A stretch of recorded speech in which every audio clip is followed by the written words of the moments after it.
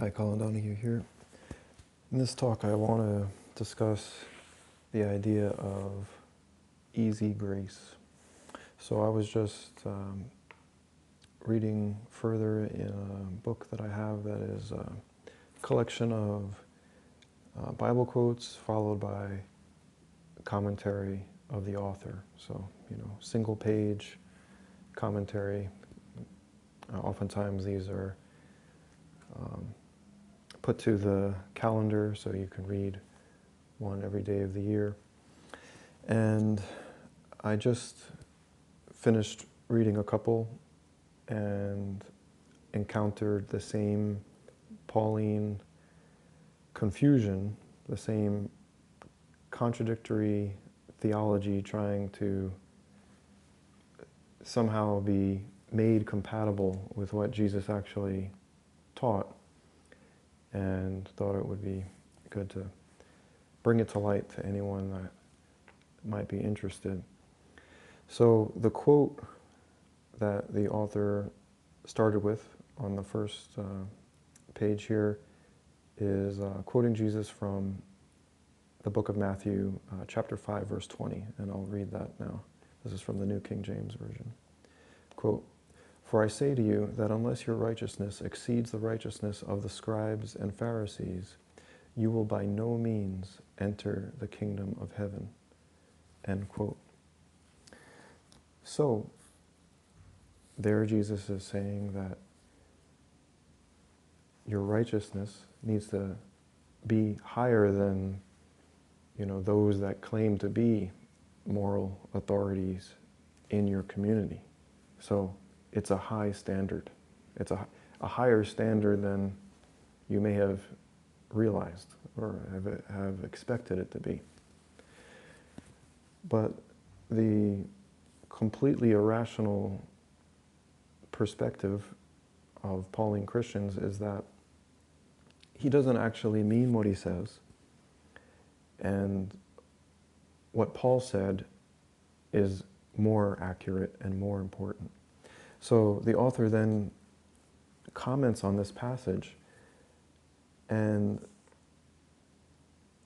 doesn't actually say anything concerning being a righteous person, but instead, as is so common with Pauline Christians, they then go on about how we can't actually be righteous because of our inherently sinful heart, right? Which is an idea coming from Paul, not Jesus.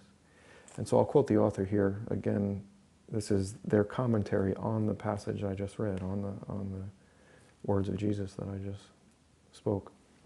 So the author says, quote, "Had God left us to earn our own salvation, we'd be truly desperate. We couldn't be the light of the world that he calls us to be earlier in this chapter. But when we recognize that he controls all the world and that our hearts are part of it, when we submit ourselves to his will instead of finding our own solutions, his Spirit leads us in a love relationship that changes hearts and minds." End quote. So this is propagandistic in that it's a half-truth, right? So it's speaking against the idea of aiming toward the goal of having a righteousness that exceeds the norm in your society, and then following that with talking about following God's will. So this is completely irrational because Jesus said explicitly that to love him is to obey his commandments and to follow him, to take up your cross and follow him, right? And yet here, like so many other Pauline Christians, they then take Paul's toxic perspective and try and combine it with what Jesus actually taught, and it becomes this combination of you can't actually be righteous, but you should also submit to God's will. So they're trying to combine the two, and they often speak about if you were to try to be righteous, that would just be folly, and you would just be operating from a place of egomania. They make it out to be actually a delusional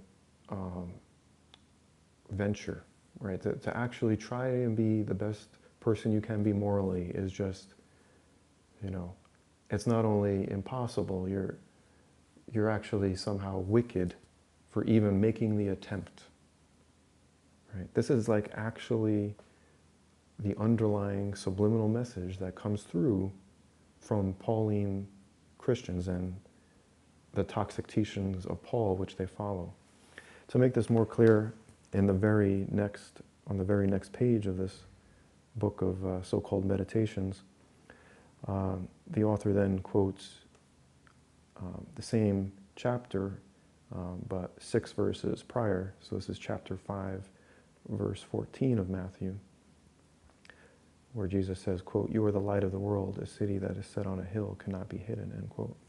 And in the commentary on this, I'll just go ahead and read the commentary, and you'll see why it's exactly relevant to what I was just talking about. So, quote, "Imagine if God required us to earn our own salvation, as many religions or misunderstandings of Christianity imply." Right? The misunderstanding of Christianity stands out on the page to me as being extremely ironic. All right, continuing. "Earning our place in heaven would be a weighty thing. When we woke up each morning, our minds would fill with ways we could assure our acceptance with God." I'll just break in here for a moment to make another comment. As if this is a bad thing, right? To wake up each morning and be filled with concern about how you could be acceptable to God, as how you could be more in line with His will, as if that's a bad thing. That's what this author is saying, and that's what other Pauline Christians say.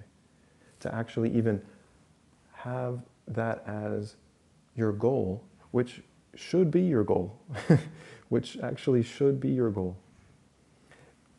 They're saying it's a bad thing. So the author continues, "We'd probably start with a laundry list of things to do in order to assure our places in heaven." Again, a laundry list. Oh, like, what a ridiculous venture to even begin. What a futile effort to say, make a list of things that you could do better. Like, I don't know, maybe things that you've done wrong in the past and that you've repented for and that you want to correct and no longer repeat, along the lines of what Jesus actually taught, to repent and sin no more. To actually do that, they're saying, is a bad thing, and that it's somehow, ridiculous and crazy or immoral, right? The author continues, "Whenever we had free time, we'd be trying to slip in a few good deeds," end quote. So again, trying to slip in a few good deeds as if that's a bad thing. Like, if you're not actually looking for opportunities to, quote, slip in, end quote, good deeds throughout your day. Like, that's exactly what you should be trying to do. But they use these terms like slip in as if it's some kind of, I don't know, like it's some kind of shady thing to even have on your agenda for the day. Like, I hope I can do some good today. I hope I can slip in some good deeds today. I hope I can make a positive difference in the world today. That's actually talked about as a bad thing. So then the irrationality of the author continues here, quote, "But when those well-meant good deeds went awry, would we chalk them up to a sin-filled world or berate ourselves for having done wrong when we planned on doing right? How would we escape from the world's tendency to make even good things fall apart? The harder we tried, the more we focus on ourselves, our failings, and our need to do better. Instead of reaching out to others because God loved them, we try to touch them to improve our own heavenly lot. Selfishness would impede all we did," end quote. So here the author is explicitly saying that attempting to do good in the world is basically selfish. That you shouldn't even be attempting to do it, or if you are attempting to do it, it must be because you're selfish, right? It must be just because you are solely interested in, what heavenly reward it will result in. You don't actually want to do the good because it is good and because you know it's good and you agree with it and you want to actually align with it, right? That's not a possibility. The only reason anyone would ever want to be good is because out of selfishness. And so what is the so-called good then in Pauline theology? Simply to believe that the only reason Jesus accepted his crucifixion was to carry out a cosmic legal proceeding in which his blood, quote unquote, paid for your sins, and your good deeds are irrelevant, right? Again, as I pointed out in previous audios, I won't even make the statement, I'll just pose the question to you here. How is that different than a satanic ritual in which they torture and murder an innocent person and then couple that with magical incantations and then believe that they are gaining some power from it, that they are going to gain some benefit from it? How is that different from the Pauline view of the crucifixion, that he was merely a blood sacrifice, the ultimate blood sacrifice, right? Because he was the ultimate innocent, it therefore has the most power to forgive sins, and then all you got to do is say the ultimate magical incantation known as the Jesus prayer, and then you are good to go. And yet that is considered true righteousness and not selfishness. What could be more selfish than thinking that you could torture and kill an innocent person and that be your ticket to heaven?